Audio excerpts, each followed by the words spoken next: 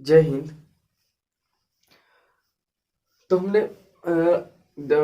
पिछला वीडियो में देखा कि इतिहास के कालखंड कितने इसका इतिहास के कालखंड है, और इसको हम पूर्ण तरह से समझ गए और ईसा मसीह के जन्म को भी समझे कि ईसा मसीह के जन्म को 0 माना गया, और उसके पहले के जन्म को ईसा पूर्व माना गया, और उसके बाद के जन्म को इसके बाद के जन्म को ईसा ईसवी माना गया। तो इस तरह से हमने पूरी सबको पढ़ चुका है। यदि जिसको समझ में नहीं आवे तो वो पीछे जा करके दूसरा वीडियो को देख सकते हैं, इससे पहले वाले वीडियो को देख सकते हैं। और आज जो है, आज हम आगे पढ़ते कुछ कि मानव जाति के इतिहास के जानकारी हमको कैसे मिली, रेडियो एक्टिविटी तत्व इस सब में आएगा, इसी में, ठीक है। और फिर भौगोलिक स्थितियाँ, ठीक है। और फिर पढ़ेंगे कि भारत का नाम भारत कैसे पड़ा। तो अब बने रहिए और देखते रहिए। तो स्टार्ट करते हैं। तो देखिए, हम ये इसको देखिए, मानव जाति के इतिहास को हम कैसे जानेंगे, और देखते हैं कि डॉक्टर स्पूनर कौन था, है ना।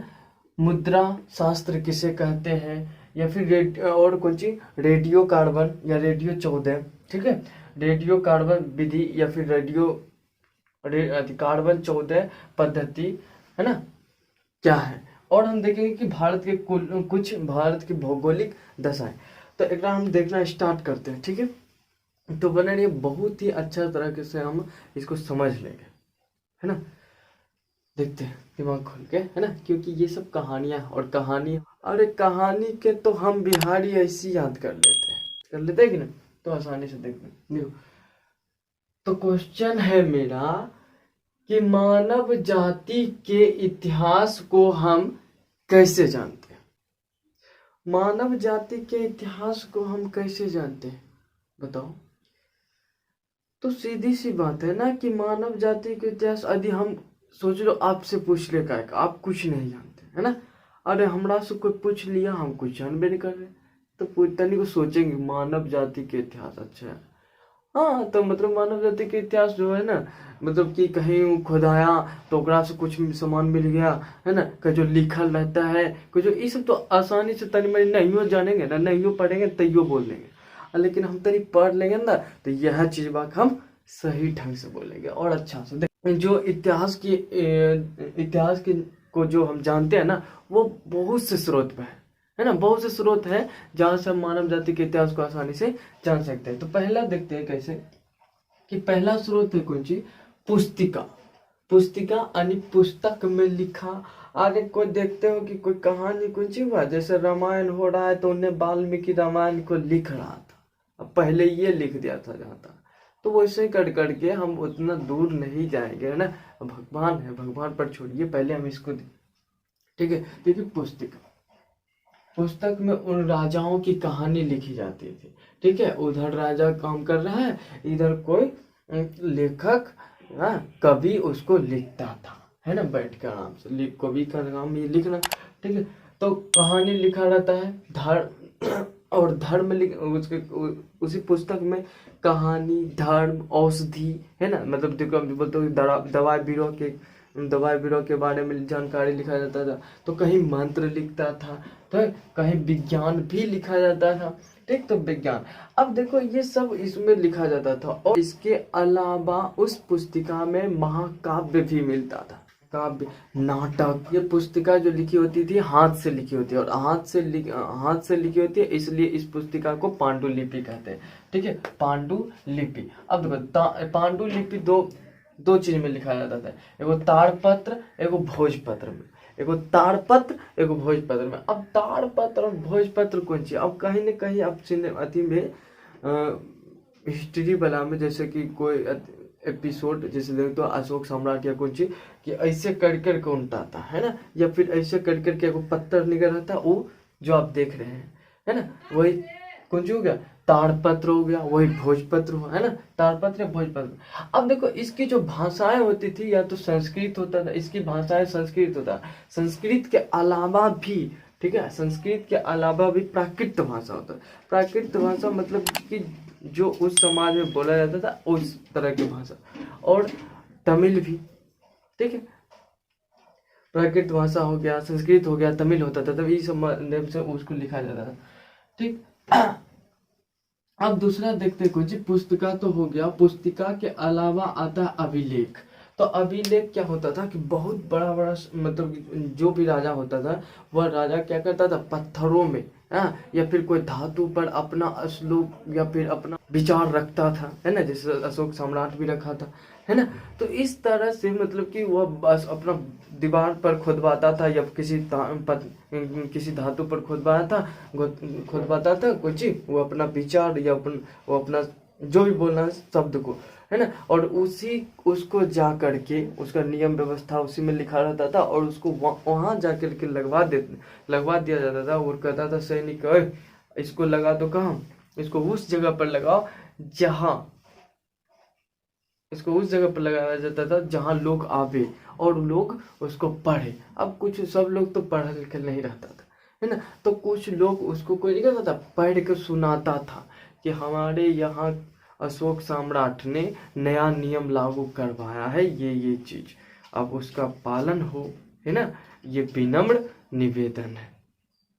तो इस तरह से बहुत सी जानकारी मतलब कि अथी करता था। तो ये होता था कुछ कि अभिलेखों द्वारा, ठीक है। तो अभिलेख बड़े बड़े पत्थरों पर लिखवा दिया जाता था। और इसमें देखिए पुस्तिका में देखे थे राजा की कहानी, धर्म, मान्यताएं क्या क्या मानते थे, और औषधियाँ, विज्ञान लिखा होता था, ठीक है। ये सब पुस्तिका हाथ से लिखा होता था, तो पांडुलिपि में कहलाता था, है ना। और ये ताड़पत्र या भोजपत्र पर लिखा होता था। इसकी भाषा संस्कृत और प्राकृत या तमिल था। तो इस तरह से हमने देख लिया। अब फिर आगे देखते हैं, और इसको भी देख लिया अभिलेख को। अब देखते हैं कि पुरातात्विक वस्तुएं। तो पुरातात्विक वस्तुएं किसको कहते हैं, पहले लिख लो, देख लो, पुरातात्विक वस्तु किसको कहते हैं। तो पुरातात्विक वस्तु वैसे प्राचीन वस्तु जो जमीन को खोद करके निकाला जाता है, या फिर देखते हो कि बहुत से लोग जाते हैं जमीन को खुदवाता है ना, तो जमीन के अंदर कुछ बहुत पुराना वस्तु निकलता है। ओकरा में निकलता है ईट हो गया, पत्थर हो गया, सिक्का हो गया, मृदभांड हो गया, है ना, हड्डी हो गया, पशु का, मछली का, ये वो जो है ना, उनकी हड्डी हो गया, और कपड़ा, अनाज, है ना, ये सब निकलता है जब उसको जमीन को खुदवाया जाता है ना। तो कहीं कहीं सोना भी निकलता है, ठीक।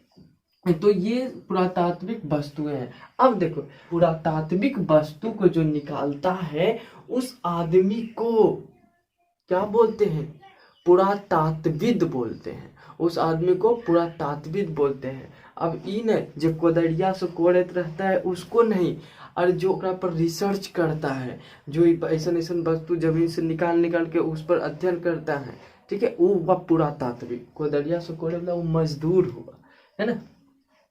तो ये कुछ कि उसका इन सब वस्तुओं को निकालता है और उस पर अध्ययन करता है, और अध्ययन करके उसके समय को निर्धारित करता है। तो तनिक पहले ये देख लीजिए उसके समय को निर्धारित कैसे करता है। इनसे पहले इसको देख लीजिए, डॉक्टर स्पूनर, ठीक है, डॉक्टर स्पूनर।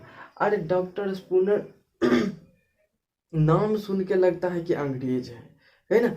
तो डॉक्टर स्पूनर जो है ये पटना पहुंचा, अंग्रेज होगा। अरे पटना पहुंचा, पता है अंग्रेज होगा या फिर विदेशी होगा, तो विदेशी के एक काम था कि भारत को लूट लेना। अब ये की किया, ये डॉक्टर स्पूनर नाम में सुन के लगता है कि जैसे चम्मच है, स्पून है ना। डॉक्टर स्पूनर पटना के कुम्हरार गांव में पहुंचा। अब रार है तो पहलुका लोग थोड़ी रार होता था, रार जो हुआ वही तो देश को आजाद करवाया, है ना, गुलामी से मुक्त करवाया। तो कुम्हरार गांव पहुंचा, इसको खुदवाया, ठीक है, ये कहाँ पड़ता है, तो पटना में। इसको खुदवाया, तो खुदवाने के बाद मगध के दीवार उसको मिल गया, ठीक है। साथ साथ में सोना वाला बैल, है ना, वो टूटा हुआ मिला उसको। मगध साम्राज्य की जानकारी को प्राप्त करने में उसको आसानी हो गई। सिक्का मिला। अब सिक्का पर क्या होता था कि सिक्का पर राजाओं का कुछ न कुछ संदेश अंकित रहता था, या किसी प्रकार के चिन्ह या जानवर या फिर कुछ न कुछ उसमें बना दिया जाता था। वो राजा के उस राज्य के लिए पहचान हो जाता था, ठीक है। तो ये सिक्का सिक्का जो है जो मतलब कि ये सिक्का का अध्ययन भी कुछ शास्त्री करते हैं, है ना। और उसको जो अध्ययन करता है तो उसको बोलते हैं मुद्रा शास्त्र, यानी कि सिक्कों का अध्ययन जिस शास्त्र में किया जाता है उसको मुद्रा शास्त्र कहते हैं। अब फिर दूसरा आते हैं रेडियो कार्बन विधि, यह इसका दूसरा नाम है कार्बन 14 पद्धति, ठीक है। रेडियो कार्बन विधि या कार्बन 14 पद्धति, देखिए तो ये पद्धति मतलब कि ये काम कौन सी करता है कि पुराने से पुराने वस्तु का समय निर्धारित कर देता है कि तुम कितना वर्ष पहले जन्मा, तुम कितना वर्ष पहले के था, ठीक है। तो ये निर्धारित कर देता है। और इसका इस जो निर्धारित करता है ना, ये मुख्यतः मूल रूप से ये जो चलाता है अरे कार्बन उर्बन ये वो आ जाए संट आ जाए, तो इस थोड़ी एक हिस्ट्रियन जो हिस्ट्री जानता है वो ये सब करेगा नहीं। तो जो फिजिशियन है, जो फिजिक्स में ये सब इंटरेस्ट रखता है वो सब करता है, फिजिक्स के शास्त्री मतलब बोलते हो भौतिक शास्त्री, ये सब करता है। तो देखो हम होता क्या है कि पहले हर मनुष्य जो जीवित है, चाहे पेड़ पौधा कोई भी हो, हर मनुष्य जो है ना, हर मनुष्य के जो जीवित है वह कार्बन 14 ग्रहण करता है, इसको हम बोलते हैं रेडियो धर्मिता, ठीक है। तो रेडियो धर्मिता यानी कार्बन 14 इसको ग्रहण करता है जब तक कि वो जीवित है, ठीक है। अब जब वो मर जाता है तो जिस मात्रा में वो, ठीक है, कार्बन 14 को ग्रहण किया था उसी मात्रा में वो कार्बन 14 को निकालता है, ठीक है। धीरे धीरे अब पेड़ पौधा स्पीड में करा तो स्पीड में सड़ गल जाता है, हम सब धीरे धीरे करते हैं तो हमारे अवशेष हड्डी पड्डी तनी लंबा समय तक रेडियो एक्टिविटी छोड़ते रहता है। अब उसी के मात्रा की वो पता करके भौतिक शास्त्री लोग उसी के मात्रा का पता करके, जैसे अवशेष मिल गया हड्डी मिल गया, तब इसमें देखते हैं कि ये अभी तक में कितना मात्रा छोड़ा है। अब उन मात्राओं को पता करके उसका समय निर्धारित कर देता है, ठीक है। तो ये आपको समझ में आ गया।